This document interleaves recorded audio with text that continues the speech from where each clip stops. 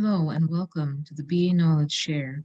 In this episode, we talk about maintaining requirements, which is task 2 of the requirements lifecycle management.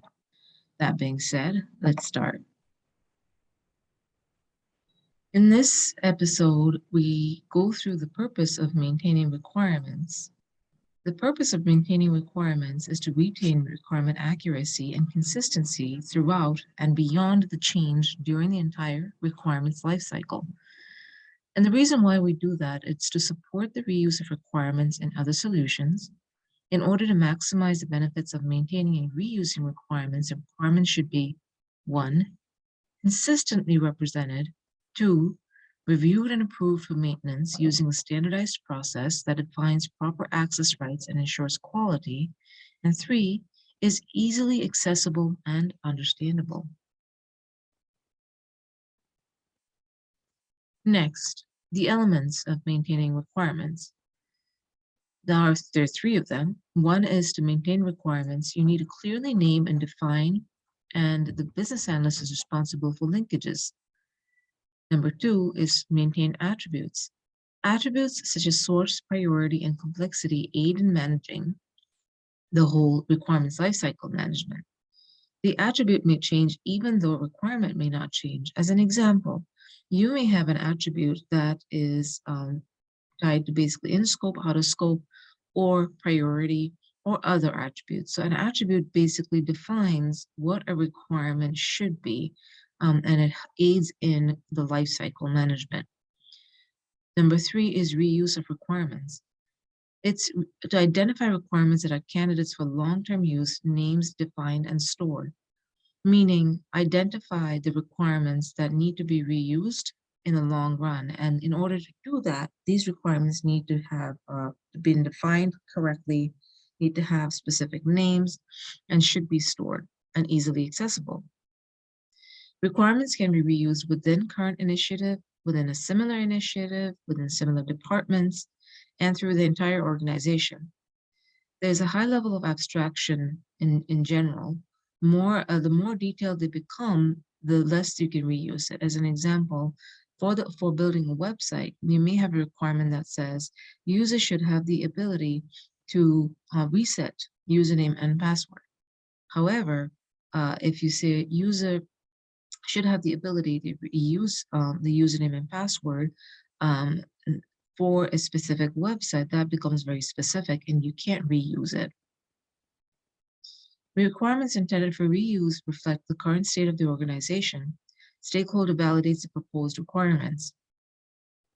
So in this case, try to understand the current state of the organization and try to validate the requirement that can be reused from the stakeholder.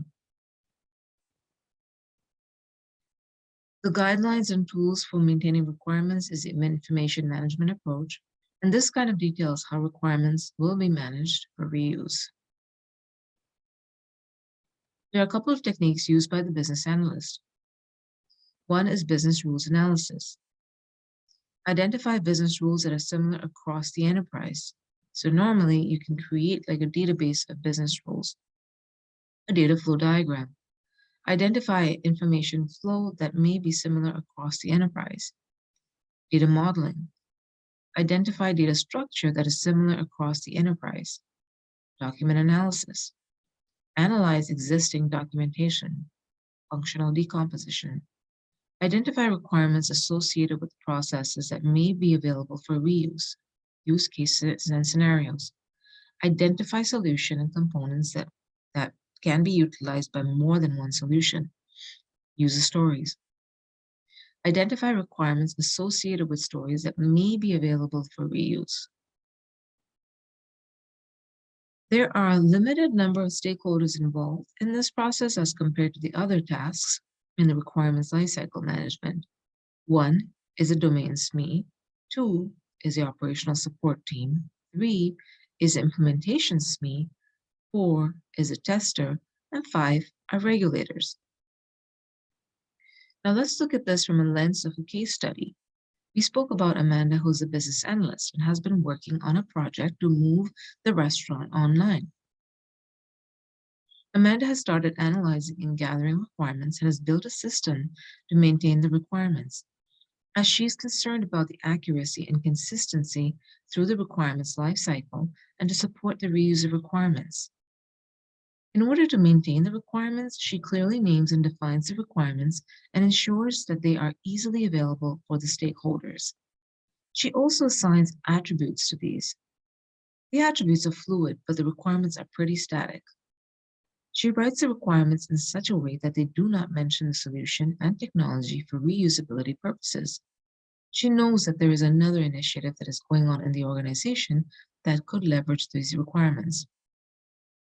She consults with her team using an information management approach on how best to make these requirements reusable.